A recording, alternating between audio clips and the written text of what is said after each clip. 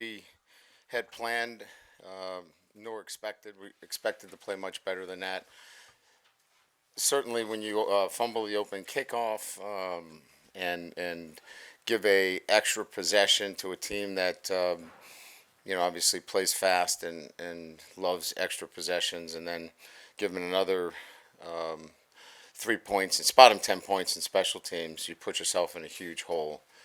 That's what we did, and then our details were not very good. I mean, look, I could stand up here all day. That falls on coaching. That's on me, and I have to coach better. We've got to coach better. We've got to coach our team better. That's the group we have, and we've got to coach them better. Congratulations to Tennessee, and they played well today. They were the better football team, and they certainly deserve the win today. But have to coach this football team better. That's the bottom line. So, questions?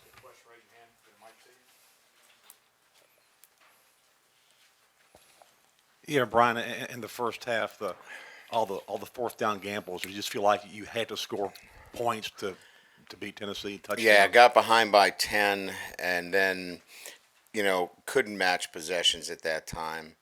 We were within the analytical numbers too. So I was keeping an eye on, where we were from that position. Once you get behind against a team like that, you're listening both to those and your opportunities to score. So felt like I needed to.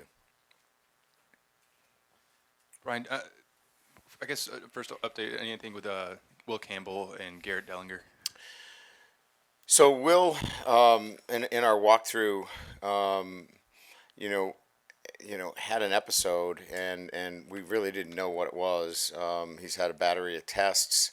They've ruled out virtually, any life-threatening, serious, medical situations. He's still gonna have a couple more tests done before he's released. So, obviously that's really a positive thing. I was told that, some of it may be to do with some dehydration. I don't know that that's the only thing, but certainly that affected our team. The young man went down during a walkthrough, and EMS is called, and the ambulance is in your, on your field. But our thoughts are with him, and you saw he posted an Instagram. He seemed to be doing pretty good there. Garrett Dellinger, took a blow to the knee. It's a knee strain. We'll get an MRI. He had a knee brace on, but that's the good news. But we'll get an MRI and have more information for you here in the next press conference. In the back in the cameras, Coach, what would be the determining factor to maybe try another quarterback at that position? And what are your assessments of Jaden getting the ball out on time in rhythm to move this offense down the field? So what was the question? Any thought to playing another quarterback? And then Jaden appeared from the field view that I had to struggle getting the ball out in rhythm and on time. Yeah, well, we see it differently. Yeah, We think that the one part of the offense that was pretty good today was the quarterback. Yeah. Brian, what exactly happened on the opening kickoff? Looked like you and Coach Bowling were kind of running down, telling Jack to go to the other side, and then obviously. Yeah, so they had a kicker that could move the ball equally. It had 30 kickoffs, 15 to the right, 15 to the left. So we wanted to set Jack to the side of the kick. Once the ball had blown off the tee, the guy that came to put the hold on the ball came from that side, the left side, so we knew it was going to go to the opposite side. So it just made sense to flip the two of them. And what obviously made a lot more sense was that they decided to kick into the wind, so it was going to be a short kick, and we wanted our best fielder in that situation over there.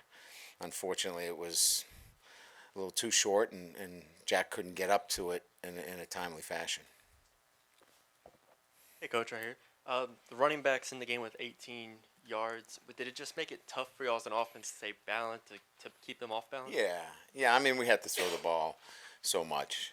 Obviously getting behind, and you know, and I didn't mean to be short with you, but there's so many other things to an offense, right? Our left tackle went down. Our starting left guard's got a broken hand, and then he goes down. We've got a makeshift offensive line battling their tail off, and it's easy to point to the quarterback, but we got behind. He's got to throw every down. They know he's got to throw it down, every down, and so it's hard to be balanced, and it's hard to say, hey, it's one guy. As I said, we got to coach better. Our attention to detail and the details was not very good, and that falls on us as coaches. I wasn't apologizing. I was just being nice to you. Okay? So let's not get all huggy. Yeah, no, yeah, you're not getting invited to the golf outing. Coach, at this point, do you think there needs to be like a week-to-week change in how special teams is addressed and coached with like multiple weeks of mistakes in different areas? Like we're on double secret probation. I mean, it stinks, right? You can't give up points, right? I mean, Jack Besher's the best guy we have. They put a pooch kick into the corner. I mean, he's got to haul up there and catch that football. I mean, that's the best guy we got. Now, I'm back there with him, and we're working on those kicks. We didn't execute there. We outkicked our coverage. We bomb one into the wind. We give that returner about a 20-yard separation, and we don't get off. One of our gunners doesn't get off a block. He's the best guy we got. So we just got to coach better. I mean, yes, and maybe we've got to simplify some things. So we'll go back and we'll look at special teams, and we'll look if there's things that we've got to simplify even more to make sure that those mistakes, because you're absolutely right. You can't spot anybody 10 points and expect to win football games. Coach, after 2 failed fourth down attempts and then 3 incomplete passes, what gave you the confidence to go for it on fourth down going into the end of the half? Necessity. I felt like we had to make something happen in those situations. I'm not somebody that kind of looks at what happened in the past. I still feel confident in my group. It still was a green go scenario for us, and when we look at the analytics, so it was right on the edge. It was a 4th and 10 go. I think it was 4th and 10 in that situation. It was a go in our book. So again, I could have taken a conservative route there. I just felt like we needed to continue to be aggressive.